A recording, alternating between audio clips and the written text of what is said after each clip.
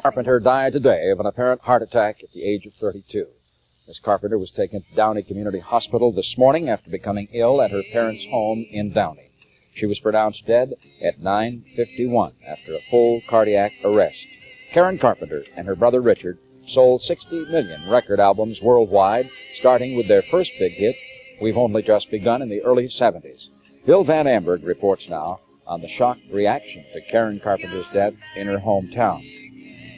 The Carpenter home, a well-known sight for Downey residents, people who'd made it big but who kept their roots. And pulling some of his toughest duty today was Officer Robert Edmonds, guarding the house. He'd gone to school with Karen. Of course, it's still, I think, a shock to everyone. It probably hasn't settled in as to what happened within the community. There's probably been 100 or so cars driving by, looking at the house. The Carpenter influence extends across this city's fabric. Apartment buildings Karen and her brother own, named for their biggest songs. The family invested in hometown America, and it remembered.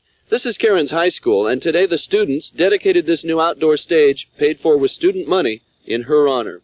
Graduating in 1967, people say this friendly singer and talented drummer was quiet, but knew where she was headed. Her band director remembers as well. I know that the family was a very close family, and a lot of times she'd just be with her brother all the time, going places just because they were, the ideal brother and sister situation. It was just one of those things where, brothers and sisters aren't supposed to get along.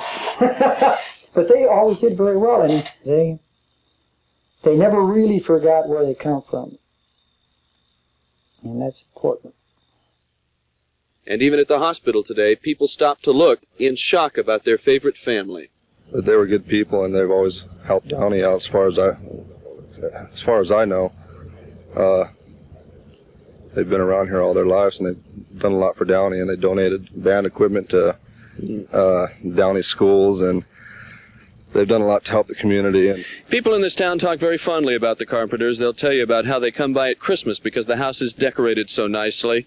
One person told me the family could have lived in Beverly Hills or anywhere else, but they didn't. They stayed in town, and people in Downey are awfully proud of that.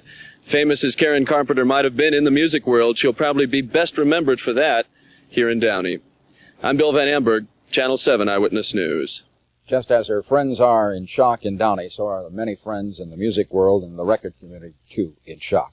On our 5 o'clock news, entertainment reporter Nancy Gould will have the full story of Karen Carpenter's show business career, a career that ended today with her untimely death at the age of 32.